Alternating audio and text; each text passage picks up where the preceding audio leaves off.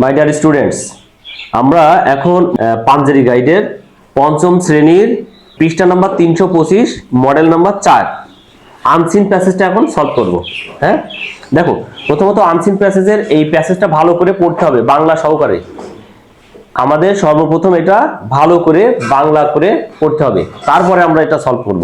ঠিক আছে, যদি আমরা বাংলা মিনিংটা ভালো করে না জানি, মডেলে কি বলতে চাচ্ছে এটা না জানি, তাহলে কিন্তু আমাদের উত্তর করা সম্ভব নয়। তো দেখো প্রথমে দেওয়া আছে ইট was a hot summer day. এটা ছিল গ্রীষ্মের গরমের দিন। এটা ছিল কি গ্রীষ্মের গরমের দিন। এ ক্রো ওয়াজ ভেরি থার্স্টি। একটা কাক ছিল খুব তৃষ্ণার্ত। হি ফ্লিউ, সে উড়েছিল। ফ্লাই মানে ওড়া, এটা প্রেজেন্ট টেন্সে আছে। আর ফ্লিউ এটা কোন টেন্সে আছে? পাস্ট টেন্সে আছে। হি ফ্লিউ, সে উড়েছিল। From one place to another place, এক জায়গা থেকে আরেক জায়গা। সে এক জায়গা থেকে আরেক জায়গা উড়েছিল। এখন কি জন্য উড়েছিল? ইন সার্চ অফ ওয়াটার, পানির খোঁজে, পানির সন্ধানে। ইন সার্চ মানে সন্ধানে বা খোঁজে, তাহলে ইন সার্চ অফ ওয়াটার মানে কি পানির খোঁজে। There was not a drop of water anywhere. বলছে there was not a drop of water, এক ফোঁটা পানিও ছিল না। anywhere, কোথাও, কোথাও এক ফোঁটা পানি ছিল না, কোথাও পানি পায়নি সে। all the ponds, সব পুকুরগুলো বা সমস্ত পুকুরগুলো, and reeds, reeds মানে কি নালা, সমস্ত পুকুর এবং নালাগুলো কি হয়েছে? have dried up, কি হয়ে গেছে? শুকিয়ে গেছে। The crow flew a long distance. দেখো the crow মানে কাকটি, flew উড়েছিল, a long distance অনেক দূরে, অনেক দূর পর্যন্ত সে উড়লো, অনেকক্ষণ উড়লো। and was tired, কি হয়ে গেল? সে ক্লান্ত হয়ে গেল। suddenly, হঠাৎ করে, he saw a pitcher, সে একটা কলস দেখতে পেল। see মানে দেখা, এটা কোন টেন্সে আছে? no, see প্রেজেন্ট টেন্সে। আর saw এটা কোন টেন্সে আছে? পাস্ট টেন্সে। তাহলে he saw a pitcher, সে একটি কলস দেখলো বা দেখেছিল বা দেখতে পেল। সে একটা কলস দেখলো। আন্ডার এ ট্রি, একটা গাছের নিচে। দ্য ক্রো ফ্লিউ ডাউন, কাকটি কি হলো? নিচে নেমে আসলো। and sat on the pitcher, এবং কলসটির উপরে বসলো। he looked into the pitcher মানে কি সে কলসের ভেতরটা খুঁজলো, দেখলো, তদন্ত করলো। আমরা জানি লুক, এল ডবল ওকে, লুক, লুক একটা কি ভার্ব, লুক, লুক একটা কি ভার্ব। দেখো এই লুক শুধুমাত্র তাকানো, এই লুক মানে কি তাকানো, কিন্তু লুকের পরে যদি আমি বিভিন্ন প্রিপজিশন দিই এর মিনিং চেঞ্জ হয়, এটাকে বলা হয় গ্রুপ ভার্ব। যেমন দেখো এল ডবল ওকে, লুক ফর, এর মানে কি খোঁজা, কোনো কিছু খোঁজ করা। হ্যাঁ, যেমন I am looking for you, আমি তোমাকে খুঁজছি, এরকম।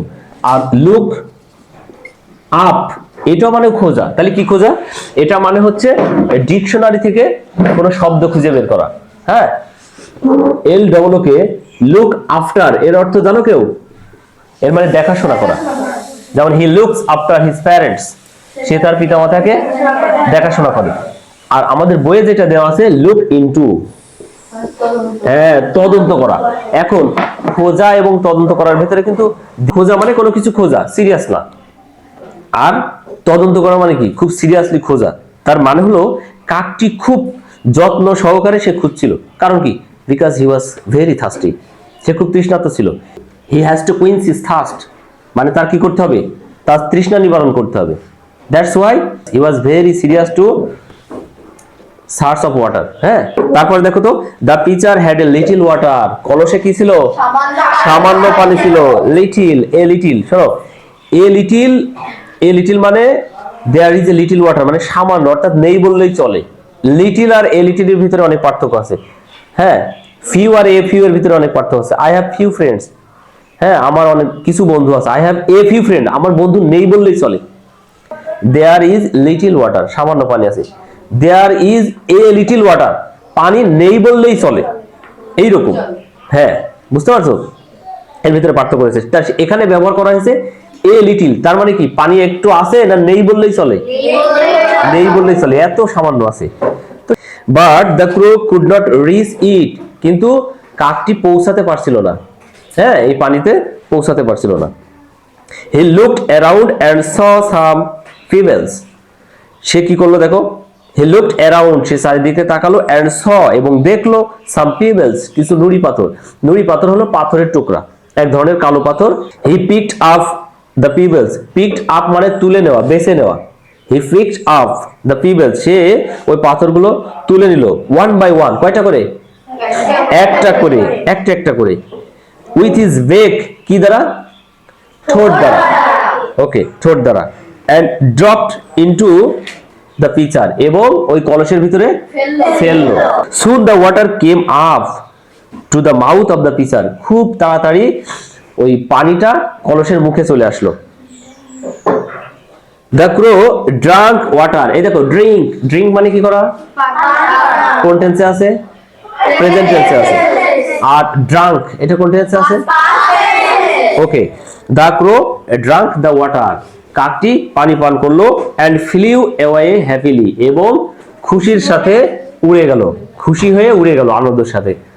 এই ছিল আমাদের প্যাসেজ। প্যাসেজ সম্পর্কে ধারণা আছে, বোঝা গেছে? আচ্ছা, এই ঘটনাটা বর্তমানে না অতীতের?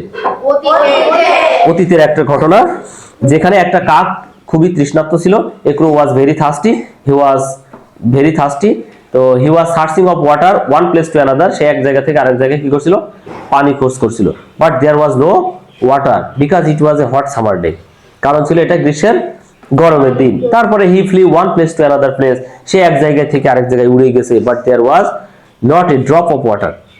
Suddenly he saw a pitcher, হঠাৎ করে সে কি দেখলো, একটা কলস দেখতে পেলো, আন্ডার এ ট্রি, কোথায়, একটা গাছের নিচেই, একটা গাছের নিচেই। তো ও মনে করলো যে যাক, কলস যেহেতু পেয়েছি আমি পানি পান করতে পারবো, কিন্তু তাই এত সহজ না।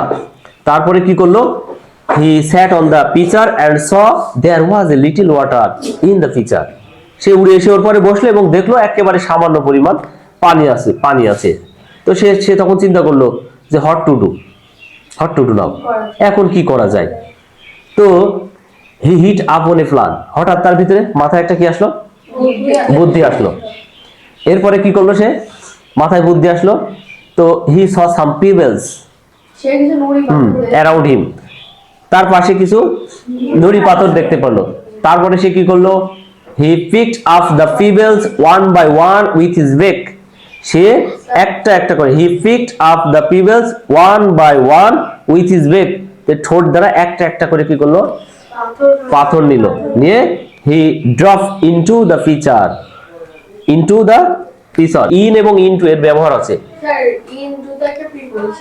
ইনটু একটা প্রিপজিশন, ইনও একটা প্রিপজিশন। তো ইন বসে, যেমন he entered into the classroom, সে ক্লাসরুমের ভেতরে কি করলো, প্রবেশ করলো। এই যে কোনো কিছুর ভেতরে বোঝাতে ইনও বসে ইনটু বসে, কিন্তু দেয়ার আর হিউজ ডিফারেন্সেস বিটুইন দেম, এদের ভিতরে অনেক পার্থক্য আছে। যেমন ইন বসে কোথায়, গতিশীল থাকবে না, আবার ভেতরে আছে দেয়ার আর 10 স্টুডেন্টস ইন মাই ক্লাস, কয়টা ছাত্রছাত্রী আছে আমার শ্রেণীতে, এই যে তোমরা ভেতরে আছো না, সাপোজ যে দেয়ার আর 10 স্টুডেন্টস ইন মাই ক্লাসরুম, আমার শ্রেণী কক্ষে 10 জন ছাত্রছাত্রী আছে, এইটাতে ইন বসবে। এবার আমি যদি বলি teacher entered into the classroom,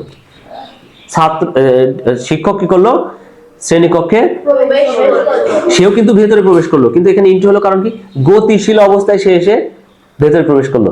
এই যে গতিশীল থাকলে সেটাকে ইনটু বসে, আর যদি গতিশীল না হয়, স্থির থাকে, সেটা কি বসে, ইন বসে। এই যে পাথর যে ফেলছে, রাইট, এক্স্যাক্টলি, এটা গতিশীল অবস্থায় আসছে না, এই জন্য ইনটু ব্যবহার করা হয়েছে, এখানে আর ইন দিইনি। ক্লিয়ার, বুঝতে পারছো? হ্যাঁ। তো এর ভিতরে ছাড়লো, soon the water rise up অথবা came up to the mouth of the pitcher, খুব দ্রুত পানিটা কোথায় চলে আসলো, কলসের মুখে চলে আসলো। তারপরে যেহেতু কলসের উপরে চলে এসেছে, তখন কি finally he was successful to reach up the water, সে পানিতে পানি পৌঁছে গেল। হি ড্রাঙ্কড, হ্যাঁ, he drunked full of his beak, ধরে নিলাম he drank the water full of his beak, একদম পেট ভরে পানি খেলো। অ্যান্ড ফ্লিউ হ্যাপিলি, এবং আনন্দের সহিত কি হলো, উড়ে গেল। এই ছিল আমাদের প্যাসেজ।